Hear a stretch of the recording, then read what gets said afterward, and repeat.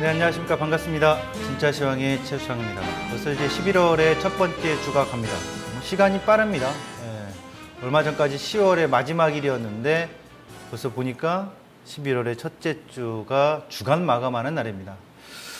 주간 마감하는 날 시장이 조금씩 변화되는 미세한 변화들을 보여주고 있었죠. 며칠 전부터. 그런 흐름을 좀 계속해서 이어가는 것 같은데요.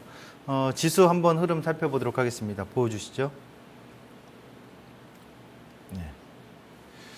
2042포인트 전일 대비 소폭 하락하고 있습니다. 한 0.3% 정도 종가 대비 하락하고 있고요.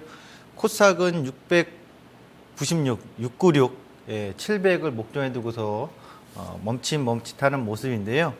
선물 지수는 251.20, 얼마 전까지 254.30까지 찍었는데 벌써 고점 대비 254.30이니까 한 3포인트 정도가 밀려있다 이렇게 봐야 되겠죠. 자, 코스피 지수 이렇게 좀 살펴봤고요. 이 지수에 살펴볼 때 어떤 것들을 좀 더 살펴봐야 될지 요목조목 따져서 들어가 보도록 하겠습니다. 코스피 포인트를 보여주세요. 코스피 포인트는요, 이겁니다. 지금 시장에서 이제 뭐 더 가네 마네 말들이 많죠. 항상 시장은 말이 많은 곳이니까요. 시장에 가면 사람들이 많기 때문에 그렇습니다. 환율에 주목해야 되겠습니다. 환율. 시장이 8월 달에 저점 잡을 때 제가 환율 1185원에서 등락하다가 1185원에서 하회하면 외국인 수급 들어올 겁니다 라고 얘기 드렸죠. 기억하십니까? 메모하셨던 분들? 대답을 해주시네요. 자, 환율 추이에 따른 외국인 수급 변화 주목을 하셔야 됩니다. 경기 선행지수의 의미, 이거는 제가 이제 강연회라든 뭐 아카데미 교육하든 종종 이따금씩 아주 많이 열변을 토했습니다. 뭐 배워야 산다 코너에서도 얘기를 해드렸고요. 근데 아직도 저 의미를 모르시는 분도 있어서 다시 한번 짚어볼 겁니다. 개별주 한미약품 에코프로 SNTC. 아마 한미약품은 어제 오늘 하루 종일 얘기 나올 겁니다. 시장에서 저 얘기만 할 것 같습니다. 굳이 저는 따로 얘기하지 않겠습니다. 근데 기초 포인트만 한번 언급을 해드리겠습니다. 자, 보도록 하겠습니다. 환율 추이를 보면요. 환율 한번 현재 흐름이 얼마인지 보여줄 줄 알았는데 안 보여주시고 그냥 넘어가네요. 예, 보겠습니다. 예, 한번 볼까요? 환율 지금 얼마인가요? 저도 궁금해가지고요. 예, 체크가 현재. 예, 자, 보겠습니다. 예, 보겠습니다. 환율 볼게요. 전제 시간에서는 뭐 1137원 20전 정도 보여주는 것 같아요. 대략 그 정도 이렇게 보이는 것 같아요. 이게 현재 환율 차트인데요. 이거 먼저 보면서 잠시 후에 넘어오도록 하겠습니다. 예, 1137원 20전 예, 이렇게 보여주는데 보여주고 있습니다. 환율과 주가 추이입니다. 보여주시죠. 원화 하락 시 땡땡 이꼬르 주가는 상승 영역이었고 원화 상승 시 이꼬르 주가는 하락 영역이었습니다. 최근의 구간만 2013년도만 보더라도 그 전에 것도 이제 봐도 되지만 이것만 봐도 돼요. 왜요? 2013년도부터 현재까지 뭐 패러다임이 바뀌어 있는 거잖아요. 그렇죠? 우리나라 이제 5년에 한 번씩 바뀌잖아요. 프로야구는 뭐 이제 경들도 되니까 하지만 보통 3년에 한 번이라고 하면 바뀐 시점부터입니다. 그래서 경제 수장들이 바뀌고 정책자들이 바뀐 시점부터 보니까 원화 위에가 원화입니다. 원달러인데 원달러 환율이 쭉 하락합니다. 이거는 결국 원화가 강세였다는 얘기죠. 그렇죠? 1008원 40전대까지 내려왔습니다. 이렇게 강세 구간을 쭉 내려오는 동안 우리나라 주가 추이를 보니까 2013년도 딱 떨어지죠? 네. 이것만 이렇게 잡아주면 좋은데. 딱 떨어지는 상태에서 정말 우리나라는 꾸역꾸역 올라갑니다. 원화가 저점 찍을 때까지. 그렇죠?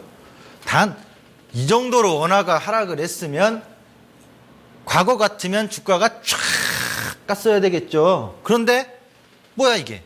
가다 말고 밀리고 또 가다 말고 밀리고 어쨌든 저쨌든 끝에서 끝까지는 올라갔고 끝에서 끝에까지 내려가는 동안에 주가는 올라갔어요.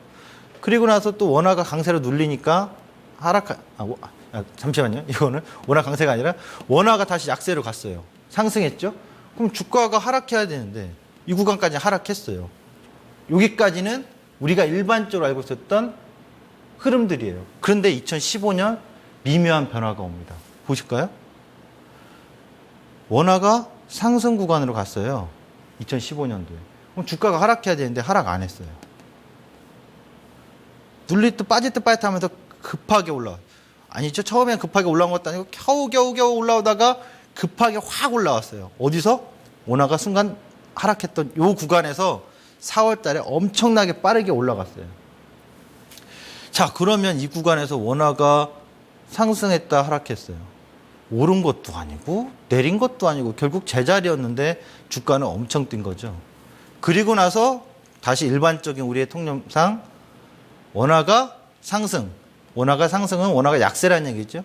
약세 구간을 돌입하면서 주가는 폭락. 원화가 다시 하락. 주가 상승 마디값 강하게 형성.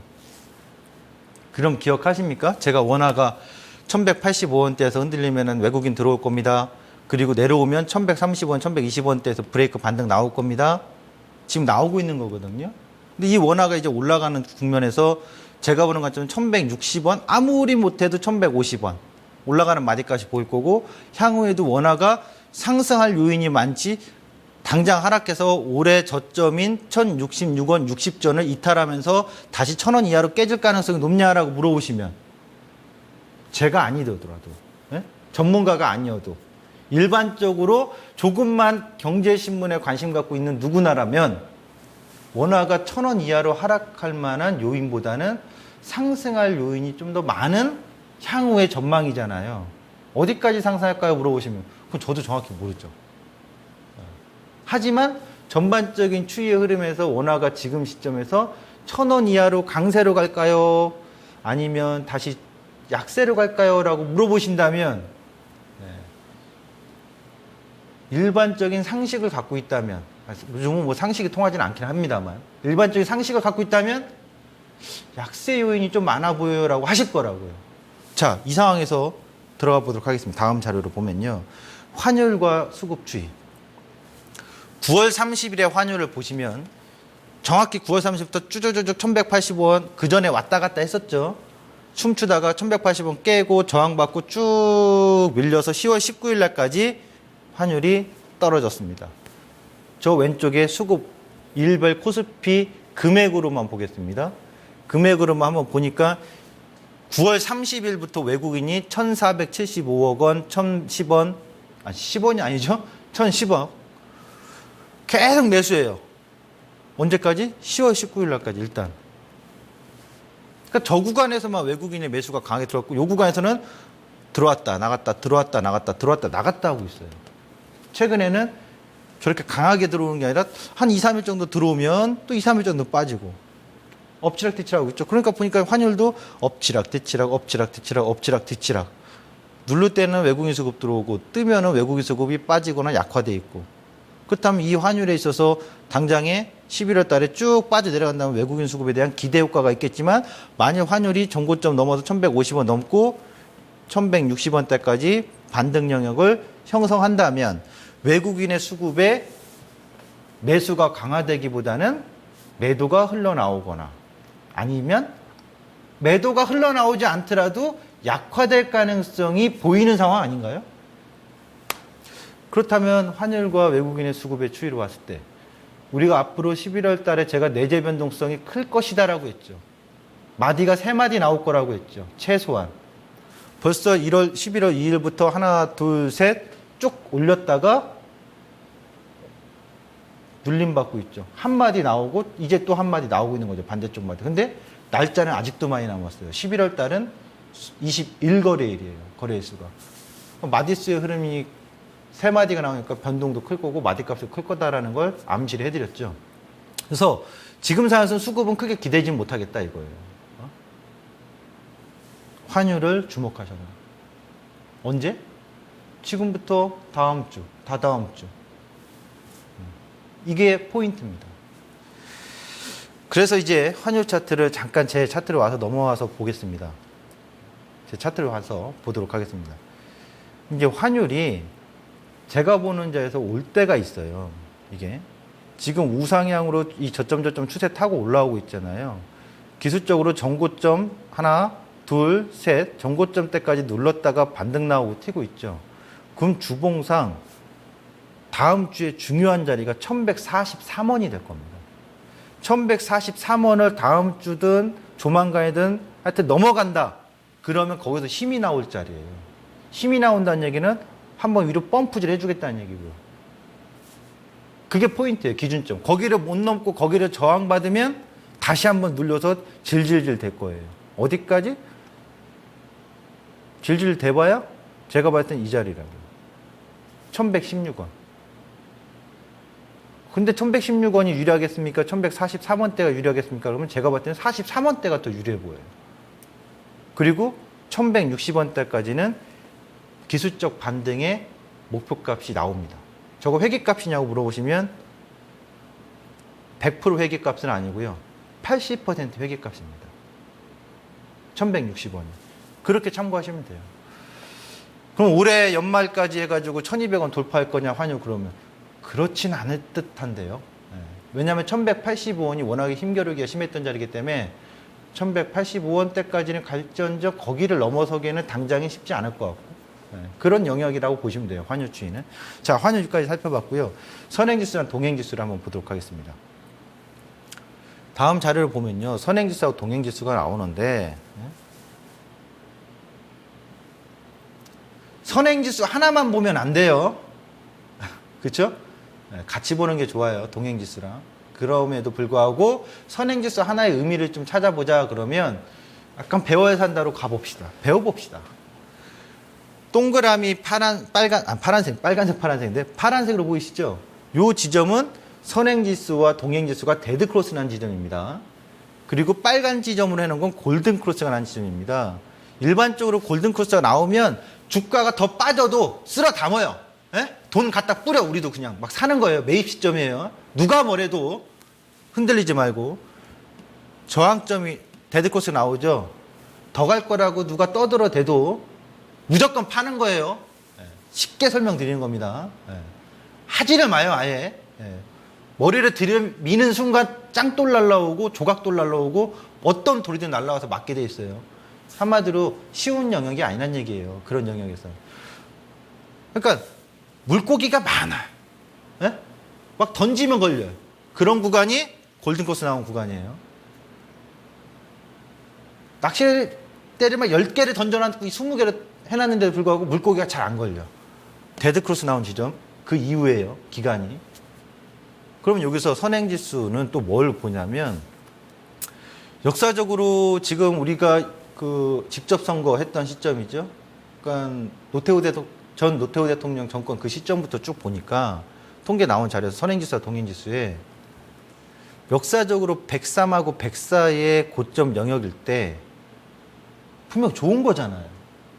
100 이상에 상회하고 있으니까. 경기 선행이. 경기 좋다는 얘기가 나오는 거잖아요. 그럼에도 불구하고 이상하게도 과거 역사를 보면 이 역사를 그래도 중요하게 생각하는 거 아니겠습니까? 역사를 보니까 103하고 104만 도달하면 희한하게 정점이더라 이거예요. 증시 정점하고 고점하고 선행지수 고점하고 딱 일치되냐 물어보시면 항상 그렇지는 않았어요. 정점이 되고 나서도 증시는 더 올라간 적도 있고 그러나 정점을 온 구간에서 변동이 심화되고 증시가 그 이후에 하락했다라는 마디들은 항상 펼쳐졌거든요. 저걸 고민하시면 돼요. 지금 9월 달까지 한국은행에 나온 100대 통계 자료에 가시면 104.1이라고 나와 있어요. 야, 105, 106까지 가나 보다. 네? 과연 그럴까요? 그러니까 이것이 꼭 증시의 최고점을 암시하고 증시가 앞으로 무조건 하락하겠다 이런 걸 이야기하는 변곡점은 아닙니다. 하지만 뭘 얘기할 수 있다는 얘기예요? 앞으로의 추이에 있어서 증시가 하락마디가 언제든지 펼쳐질 수 있는 위험 구간에 올 가능성은 있다라는 거예요. 역으로 비가 계속 와요. 아유 지겨워. 6개월 동안 비가 오네. 이거 무슨 장마철이 이러냐. 하지만 머지않아 해가 쨍쨍 뜰 거라는 포인트가 이런 영역이에요. 선행지수가 오히려 98 이하를 하회하거나 선행과 동행의 골든코스 나올 때. 일기예보에서 조만간 해 뜹니다라고 하면 웃기고 있네 이렇게 얘기하실 게 아니란 얘기죠. 계속 비가 오는데 비관만 할 게 아니라 그럴 때는 해 뜨긴 뜰 거야. 자신감 있게. 상단에서 좋다 할 때는 앞으로 짱짱합니다. 해 뜰 날 짱짱합니다. 이게 아니라 한번 고민 좀 해봐야 되는 시점이 아닌가. 이렇게 생각하셔야 되겠죠. 아직 비가 뭐 내리고 있지는 않잖아요. 근데 비가 올 수도 있는 가능성이 있는 암시를 해주는 거예요. 우리가 일반적으로 이런 지표들을 누구나 다 같이 볼 수가 있어요. 그런데 조회수 같은 거 보면 한국은행이라든가 산자부라든가 좋은 통계 자료들이 많이 있는데도 불구하고 전혀 가서 보는 사람이 없어요.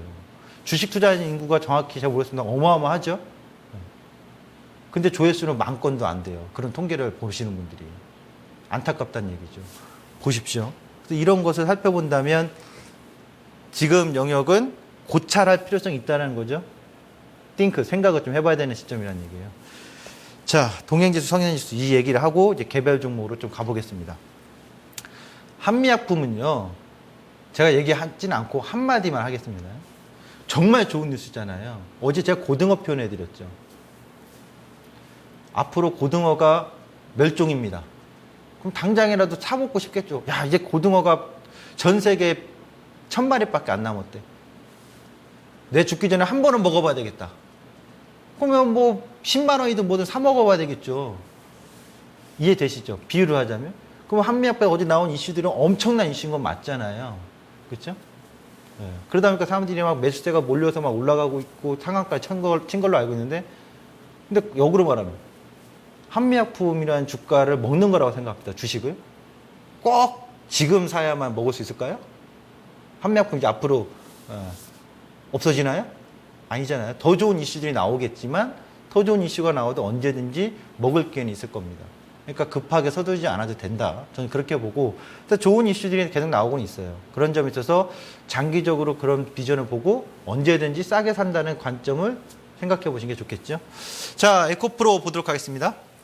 에코프로는요, 실적부터 한번 확대해 주시겠어요? 실적을 보겠습니다. 실적의 포인트가 뭐냐면 최근에 매출액이 꾸준히 증가했어요. 그래서 2013년도에 한번 휘청했고요. 근데 그 몇 년간, 5년간 1,000억이라는 매출액을 돌파한 적이 없어요. 올해 전망치는 1,100억 원이 나오고는 있어요. 1,100억 원 전망치가. 근데 3분기 실적, 4분기 실적까지 열어봐야지 좀 더 뚜렷해지겠죠. 이 상황에서 내년을 보자고요. 올해는 3, 4분기 더 봐야지 좀 더 확인되는 것도 있겠지만 내년을 봤을 때 전망치가 높아요. 근데 올해 실적을 상반기 거 보고 하반기 거 좀 체크만 더 된다면 내년에는 1,000억을 돌파할 가능성이 높지 않을까? 네, 기업 내용에서 보면. 그래서 보시면은 그 이제 3분기 실적을 확인을 좀 해보시고 여러분들이 상반기 거 제가 지역을 볼 때 한번 체크해 볼게요. 상반기에 204억 원, 272억 원. 500억은 아직 안 돼요. 그러니까 3분기 거 뚜껑 열었을 때 3분기가 정말 300억, 400억 가깝게 나왔다. 그럼 올해 1,000억을 돌파할 가능성이 있죠. 그렇다면 점진적으로 내년이 더 기대가 되는 게 있거든요. 갈 수 있다라는 기대감이. 매출 1,000억 원, 영업이익이 100억 원이 돌파되면 주가 상승 모멘텀 더 강해질 거예요. 그 점을 포인트로. 그리고 기술적으로 보면 8,000원, 12,000원. 8,000원 지지예요. 중장기적으로 지지예요. 12,000원대 영역이에요. 그리고 13,500원을 아직은 돌파를 못하지만 돌파를 하면 돌파했다가 밀린다 하더라도 성장 지속의 추세 관점으로 보시는 게 좋을 것 같다. 분석을 하면.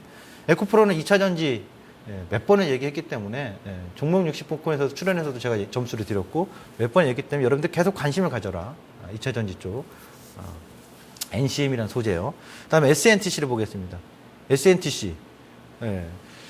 S&T 그룹에서 이제 물적 분할한 기업인데 이 기업을 잘 보셔야 돼요. 어떻게 잘 봐야 되냐고요? 뚫어지게 쳐다보셔야 될 것 같아요. 최근에 이제 국민연금에서도 지분율이 계속 확대돼서 11%대로 확대가 된 걸로 나와 있고요. 실적을 보십시다. 실적을 보니까요. 영업이익, 매출액 꾸준히 긍정의 우상향이잖아요. 그런데 주가가 2012년, 13년, 14년도에 꾸준히 우상향하고 있는데도 불구하고 주가는 오른 게 없어요. 거의 맨. 2012년도 연말 종가가 여기인데 매출액이 2,300억 원대, 영업이익이 150억 원대. 근데 올해 전망치는 280억 원대. 벌써 3분기에만 100억, 상반기에만 160억. 그러면 지금 1, 2, 3분기 260억 원의 영업이익이 나왔는데 서프라이즈한 거 아닌가요? 최근 2012년, 13년, 14년 동안에 200억이라는 영업이익을 넘어본 적이 없는데 S&TC는 넘어가 버렸어요. 그럼 서프라이즈한 거다. 결국 주가가 뒤늦게 시동 걸어버리잖아요. 나 지금까지 못 알아본 거야? 어? 참 재미지네. 나 같은 사람을 못 알아보고 S&TC가 외치니까 몰리잖아요. 누가 몰려요? 수급에? 기관도 외국인도. 개인들만 빠져나가고 있어요. 참 안타깝습니다. 장기적으로도 관심을 많이 갖고 공부를 해야 될 종목이 아닌가 이렇게 보여집니다. 자, 그 회사 내용은 열교환기 세계 최대 생산 능력 갖고 있고 국내 시장 1위인데요. 이렇게 보시면 돼요. 잠깐 보여드릴게요. 회사 공부까지 하면 시간이 너무 많이 필요하니까요. 다음 자료 가겠습니다. S&TC. 이렇게 회사 홈페이지에 가서 보시면 도대체 뭐 하는 회사야? 네. 석유화학, 정제, 가스 플랜트. 이거 플랜트야. 이렇게 생각하시면 안 돼요. 왜? 플랜트 때문에 건설주나 조선주도 아주 그냥 까무라치고 있잖아요. 하지만 이 회사는 달라요. S&TC는 세계시장 점유율 1위의 공랭식 열교환기를 비롯해서 배열 회수 보일러, 알짜배기, 핵심 기술을 갖고 있기 때문에 주목을 좀 해볼 만한 그런 종목이 아닌가 개별적으로 뽑아왔습니다. 시장 이슈로 가겠습니다. 시장 이슈 보여주세요. 고용지표와 연준 위원 발언 바뀌지 않습니다. 이번 주는 이게 핵심이니까요. 그리고 더 핵은 뭐다? 미국 기준금리 이벤트의 핵. 그럼 여기서 질문하실 거예요. 그래서 오늘 밤에 고용지표에 대해서는 어떻게 시장에 영향이 미칠까요? 제가 해석을 해드리겠습니다. 보도록 하죠. 어제 이제 나온 얘기가 이제 실업 청구 건수가 나왔잖아요. 예상치보다 증가했어요. 실업 청구 건수가 증가했어? 이거 안 좋은 건가? 고용이 좋아져야지 미국 기준금리가 오를 텐데. 하나 볼게요. 오늘 실업률 촥 빠졌어요. 5.0%까지. 그러니까 5%대는 그동안 얘기했던 FOMC가 얘기했던 목표치에 도달한 거잖아요. 그러면 오늘 전망치 5.0인데 좋게 낮아지면 좋은 거잖아요. 실업률이. 그럼 좋게 나오면 시장은 어떻게 해석할까요? 만약 실업률이 나쁘게 나오면 어떻게 해석할까요?